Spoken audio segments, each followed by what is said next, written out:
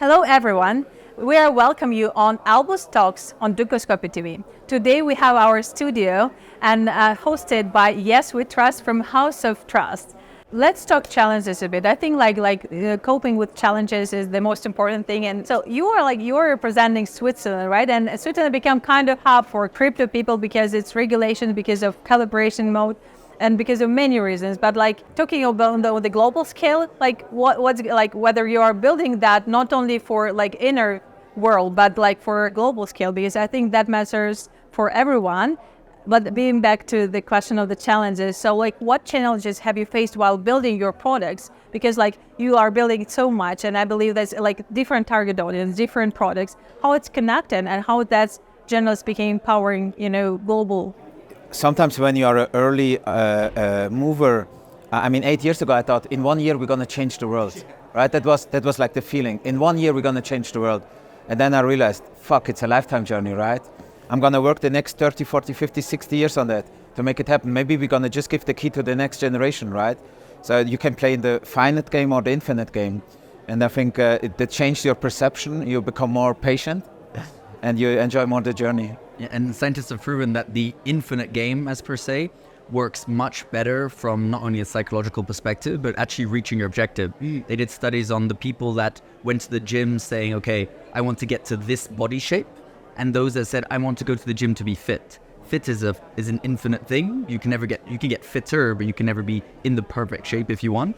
And those people that are like, I want this body, as soon as those that either attained the body or just stopped halfway through, those that got to that body, then they saw a big decrease in their physical form. And with implication to the challenges that you face, so how do you reflect on that? I think for me, probably for all of us, the challenge is not unique to, let's say, blockchain technologies, but in that context of why we're here, is the language and the narrative. And also what hasn't helped in the last 2 or 3 years is what's happened with, the likes of FTX. And, I was on the train coming this morning to Davos and someone was saying, you're in blockchain technology, but isn't that just crypto and tokens and Bitcoin? And I was like, no, it's not.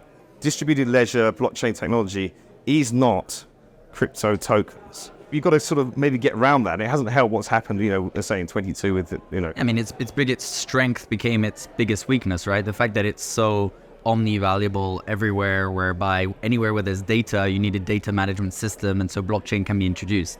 It doesn't mean that it's the right place to have it. It just means that it could be everywhere. And I think we've tried it in a lot of different places. Some places it's stuck, some places it hasn't. But we can put it everywhere, and I think that's the kind of one where it's had that kind of, So what bridge do you build shares with your incentives? What countries do you cover and who do you work with right now so to empower with your knowledge? Quite a few. We're here in Switzerland. Switzerland has one of the most forefront regulatory frameworks. Having grown up here as well, maybe I have a bias for it, but I definitely believe that Switzerland's aggregated a lot of that. We have some exposure within the Middle East, in Dubai, in Singapore as well, let's say the wider European countries. But definitely, in Europe, what are we doing or what have we done? It's written Storm Partners because we consider the various entities that we work with as partners.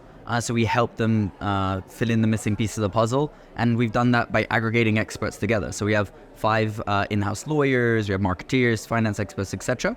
And what do they do on a daily basis? Well, depending on the challenge that is presented in front of us, we try to find a solution to that. So, for example, you have 1inch, which is one of the biggest decentralized exchanges or aggregators of decentralized exchanges.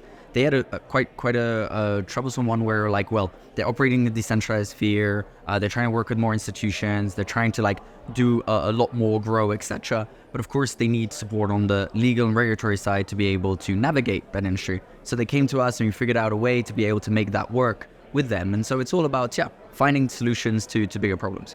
Yeah, according to Fidelity Digital, regulatory concern and risk is one of the major that is discussed, and that's really is a boundary for enterprise and bigger players to come. We see already that since 27, I would say that more and more, let's say, qualified investors, institutional grade investors come and build.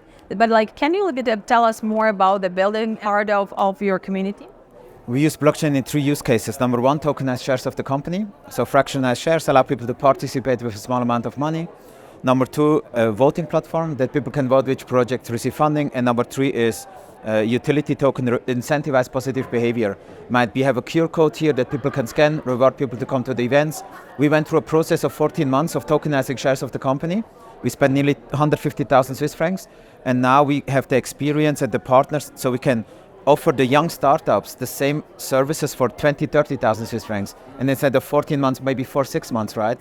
And what I wish to see is that innovative, impactful startups and scale-ups create security tokens, will be listed on a security token exchange, and investors with a small amount can, with a few clicks, invest in these projects, right? So that's why we use blockchain. Sure. How do you think, like, why sometimes it's not working to scale it and to share the technology and everyone trying to build the same product instead of going and collaborating? Yeah, I think pulling back to what Stefan was saying, the democratization of investment solutions, the ability to buy anything, anywhere, I think we're all an expert in our own right. If you look at the financial markets today, unless you had some level of higher education, it's very difficult to invest in stocks, derivatives, and the likes. The ability, if you're a plumber, for example, and you can say, okay, I know piping really well, there's a new impact project that is happening that maybe Stefan's community is working on, you can directly get exposure to that, and you have an edge on it, The investors around the world, the markets run because people have an edge, You have asymmetry of information. Here, you can democratize the asymmetry of information and allow people, each person that has an edge, to invest where they want. I think that will drive a really great impact. William, so maybe... Yes. Yeah, maybe you can just tell us from the perspective of the corporation, so how to make this dialogue and, interaction happen. So what will be, the words that you can share with, right now with the builders who can really start talking to the enterprise? Yeah, I mean, there are blockchains that are specializing in providing infrastructure for enterprises. The likes of Casper Labs and Hedera, for example. And that is what they're set up to do. I think the first thing is understand if you need blockchain. Because half this stuff, and a lot of these projects, you asked about projects, but you don't need blockchains or tokens.